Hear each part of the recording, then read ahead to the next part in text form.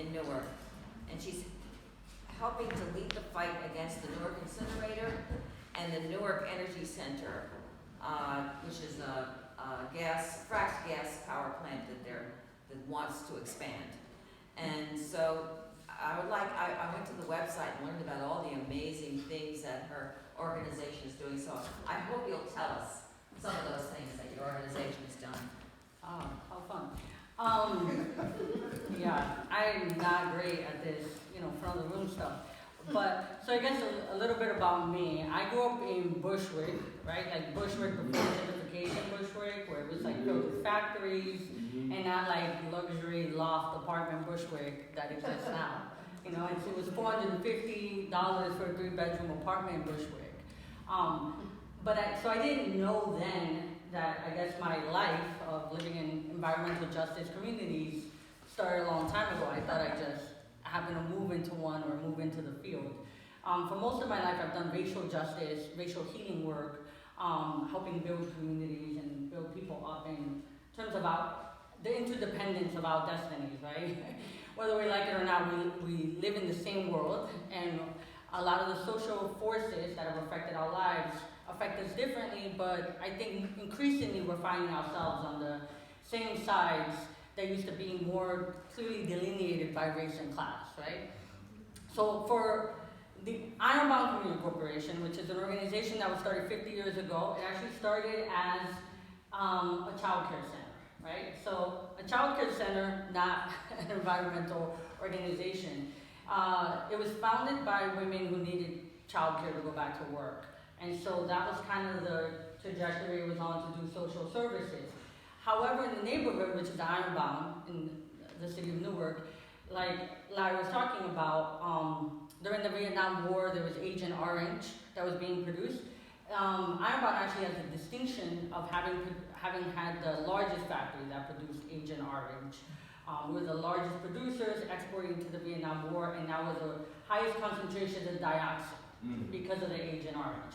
Because even at the time, the manufacturers of Agent Orange, there was actually a great, if you will, a better way to produce mass poison coming from France that would produce less dioxin. But similar to Amazon now, the factory people didn't care, right? They had a dermatologist on site for the workers so that they wouldn't have to miss days from work. And what the workers were instructed to do was to barrel the dioxin, which is this white powdery substance.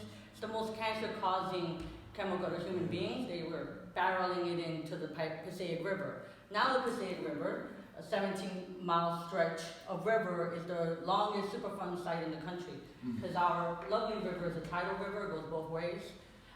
It spread the dioxin and contaminants from other factories all the way up and down. So I think that that's something that for folks who are maybe now down in Newark, but in other parts that the Passaic River touches, something we share in common.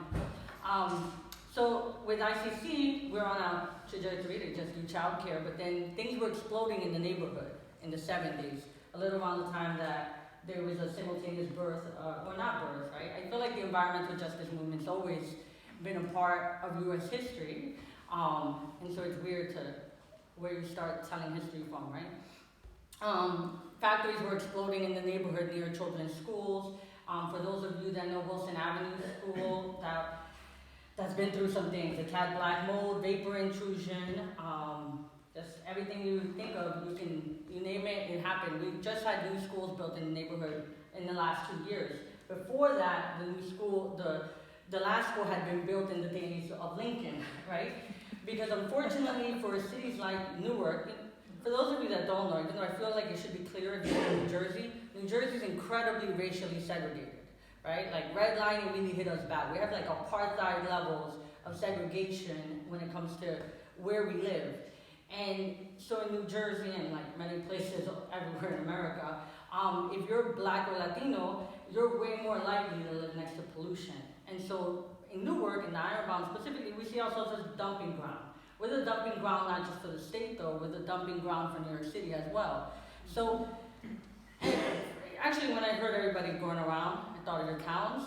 Most of you, when you flush the toilet, it probably comes, less than 3 miles from my house. Because also in the Ironbound, we have the largest sewage waste treatment facility in the region. We have the state's largest garbage incinerator. We're also host to the port of Newark, the seaport, which is where 80% of the consumer goods that come in, that are going to be consumed in this metropolitan area, they come into that port, and then they go through our neighborhood on a truck, right?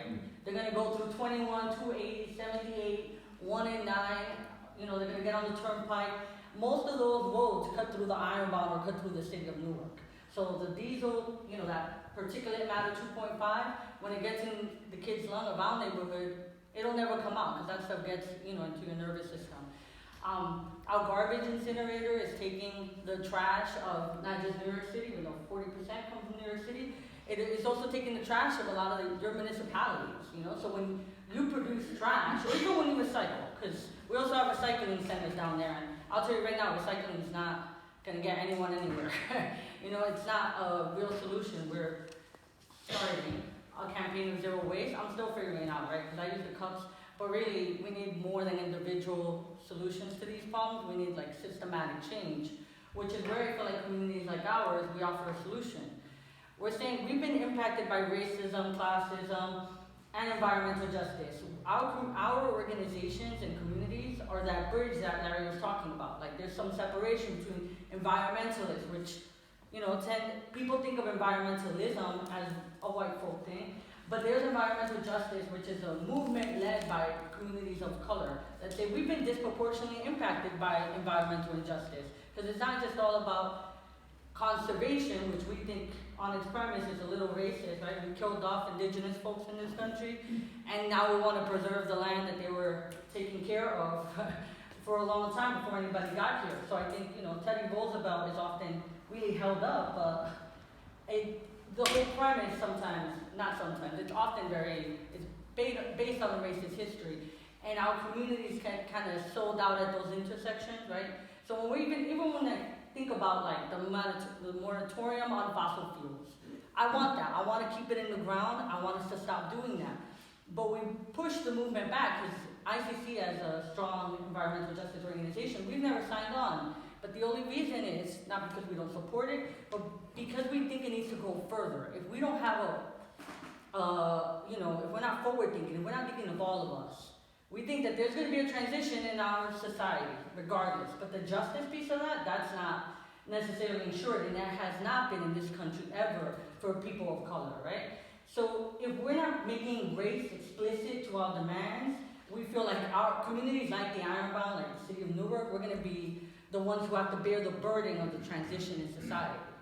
There's no plan when we say end fossil fuels about what happens to those of us who host fossil fuel infrastructure in our neighborhood, right? So the Newark Energy Center, which is a fracked gas plant, there's no plan. So if I was glad about the Meadowlands stop because my mom lives in West New York, and I was like, ooh, crisis avoided. I don't have to worry about my mom's lungs that look like shredded cheese because we used to live next to textile factories in Brooklyn, right? Because I feel like for people that are like me or that are Black or Asian, wherever we kind of move, sometimes it feels like we're going to move into a neighborhood that's affected by these issues. And so we need to have a plan that takes our communities into consideration. And that's what we ask for more in terms of building this bridge. Trust that we can lead it, because we've been suffering with these things for far longer, or at least I've noticed them for a little bit longer, right? Because flooding is now after Sandy was a big deal, right? And we all focused on the coast, but obviously urban centers like Newark and Patterson looked like a bomb dropped on them after Sandy. And people still don't think about us or care about what happened in Newark, but the Ironbound was underwater, and we were left by ourselves. Our Office of Emergency Management, because Newark's been so disinvested in, couldn't really get down there. And so in our neighborhood, after it's been raining for 10 minutes, the flooding makes it so you can't come in and out. I don't have to wait for the next superstorm or hurricane. If it's a little bit raining, I'm gonna have trouble getting out of my neighborhood, right? So we've had to start thinking about what are our solutions and what do we offer to the world, right? And we call it the just transition. Now it's getting rebranded as a Green New Deal. So, I'm trying to keep up with the language, but I do say our neighborhoods, I think that this is our moment, right? And I hope that y'all would come out. So we're trying to fight the incinerator. I'll just try to Oh, okay, I think I have a little more time, but, the garbage incinerator, the Covanta plant, which hopefully y'all know, waste to energy we're really against, obviously. In New Jersey, for those of you that don't know, trash incineration is considered a renewable energy, right? So that's one of those things about if you're not explicit, the loopholes will kill you.